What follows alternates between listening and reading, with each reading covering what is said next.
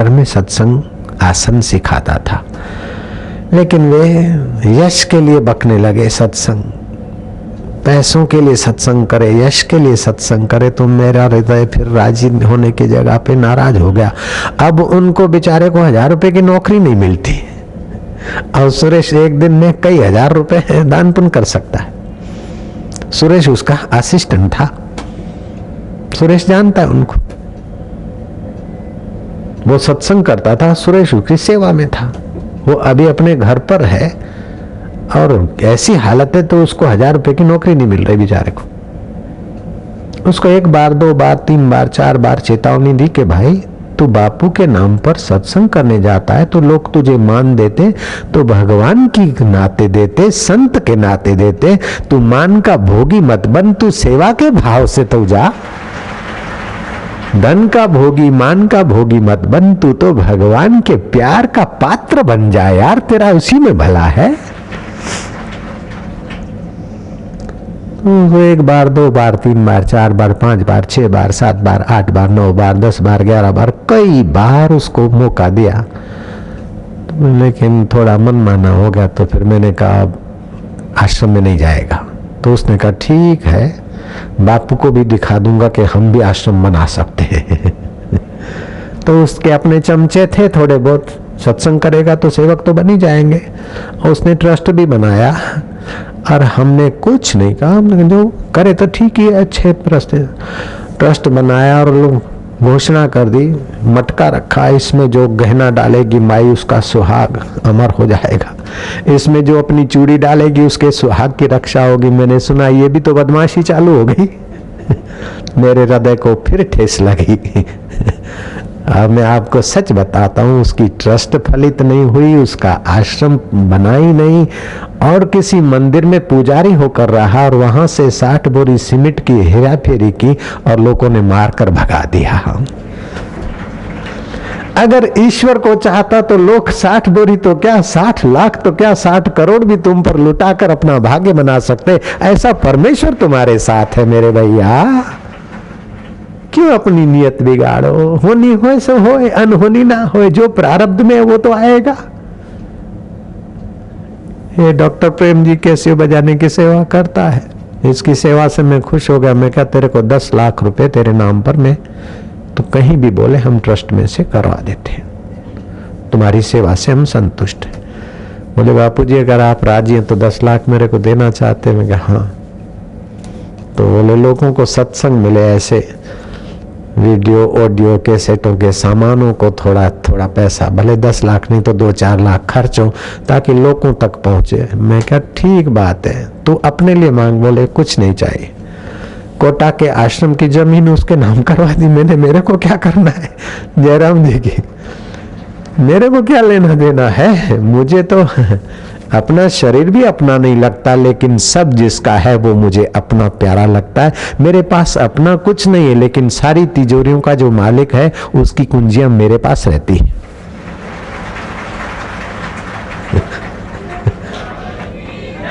मैं इसलिए आपको कह रहा हूं कि आप भी ऐसा प्यार करो, ऐसे उसको स्नेह करो,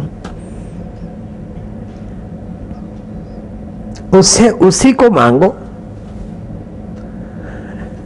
भगवान के लिए जगत की आसक्ति छोड़नी पड़े तो उसको लात मार के छोड़ दो, लेकिन जगत की आसक्ति के लिए भगवान को कभी ना छोड़ो। मैं हाथ जोड़कर प्रार्थना करता हूं, ईश्वर के लिए सब कुछ छोड़ना पड़े तो छोड़ दीजिए, लेकिन सब कुछ के लिए प्रभु को मत छोड़ियो अपने दिल से। अगर ईश्वर के लिए सब कुछ छोड़ दिया तो ईश्वर अवश्य मिलेंगे और सब कुछ तुम्हारे दासों का दास बन जाएगा। और सब कुछ के लिए ईश्वर को छोड़ा तो सब कुछ रहेगा नहीं और ईश्वर से विमुख हो जाओगे। इसलिए फिर से हाथ जोड़कर कहता हूं कि जो कुछ करो प्रभु के लिए करो। रोना आए तो उसके लिए रो लो, कुछ देना हो तो उसके नाते दो, वाहवाही के नाते ना दो। रात को सोना है तो उसी के नाते सो, आराम के लिए मत सो, उसकी गोद में जाकर तेरी गोद में आ रहा हूं। अब तेरी गोद कौन है मैं नहीं जानता, लेकिन तू तो जानता है, अपनी गोद में ले लीजिए। ओम राम राम राम नारायण नारायण ओम प्रभु प्रभु। सचमुच में आपके जीवात्मा को परमात्मा की गोद मिलेगी मिलेगी मिलेगी। और आप सुबह उठे तो उसे कह देना कि तेरी गोद से उठा तेरा बेटा, अब तेरी माया की उस घाटियों में जा रहा है, तू ही ख्याल रखना मेरे रब। चाहे उसको तुम खुदा कह दो, मुझे कोई विरोध नहीं, गॉड कह दो, अल्लाह कह दो, जो कहना है उसको कह दो परमेश्वर को, क्योंकि सबके रूपों में सबके दिलों में वही वैसे का वैसा है। सुबह उठो तो उससे थोड़ी देर विश्रांति पाकर प्रार्थना करके बाद में अपना जिस नथुने से श्वास चलता है वही हाथ मुंह को उसी तरफ घुमाकर वही पैर धरती पे रखोगे तो आपको कार्यों में भी सफलता की मदद मिलेगी। विघ्न बाधाएं आराम से टलेंगे, लेकिन ईश्वर केवल विघ्न बाधा टालने के लिए नहीं है, ईश्वर तो पाने के लिए है। आप सम्राट से चपरासी का काम ज्यादा दिन मत लीजिए। सम्राट से चपरासी का ज्यादा दिन मत लीजिए। तुम्हारा ईश्वर तो चपरासी का काम करने में भी संकोच नहीं करता। हिंदू धर्म का भगवान नौकर बनने को भी राजी है, इतना दाता दयालु है। शरणानंद महाराज एक उच्च कोटि के संत हो गए। एक जाना माना पादरी ने देखा कि प्रसिद्ध महाराज है, ये थोड़े इम्प्रेस हो जाएं तो हमें धर्मांतर करने में मदद मिलेगी। शरणानंद के पास वो पादरी महोदय आए। देखो मैं पादरी को भी स्नेह से बोल रहा हूँ, पादरी महोदय बोल रहा हूँ, हल्का शब्द हम नहीं बोलते हैं। जयराम जी की पादरी महोदय आए और पादरी महोदय ने शरणानंद स्वामी को कहा, बाबा आप ईसा मसीह को जानते हैं, जीसस क्राइस्ट को जानते हैं? बाबा ने कहा बहुत अच्छी तरह से। बोले कैसे? बोले वो ईश्वर के पुत्र थे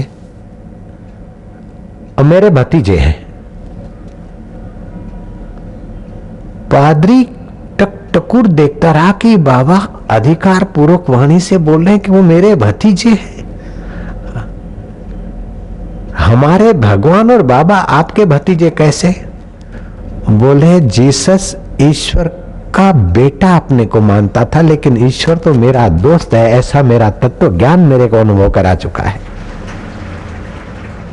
पादरी देखकर दंग रह गया कि हिंदू धर्म के ईश्वर की जो समझ है वो खीले खाकर चले जाने वाला ईश्वर नहीं, अथवा कोई आकृति में ही ईश्वर नहीं, अपितु सारी आकृतियां जिससे सत्ता, प्रेरणा, कर्म और कर्म का निर्वाह और कर्म का फल पाती है, वो सर्वेश्वर परमेश्वर व्यापक ईश्वर हिंदू धर्म का है।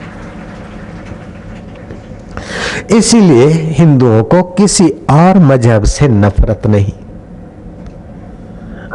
लेकिन और मजहब पंथ वाले हिंदुओं को जब उल्लू बनाते तो हिंदू थोड़ा बहुत तो सह लेते, जब कमर कसते हैं तो उनके पोल खोल के रख देते और हिंदू फिर हाय जय श्री राम कर देते। नारायण नारायण नारायण नारायण बोलो ना, कंजूसी ना करो। तुम कंजूसी करते हो, ये बात मैंने विनोद में कही। तुम इतने उस परमात्मा के रस में खो जाते हो कि बोलना भी आप भूल जाते हो। कंजूसी नहीं करते हो, लेकिन प्यार प्यार में खो जाते हो। मैं फिर तुम्हें उल्हाना दे देता हूं, कंजूसी ना करो, तो उसमें भी तुम्हें मजा आ जाता है। कैसा है हमारा ईश्वर का नाम।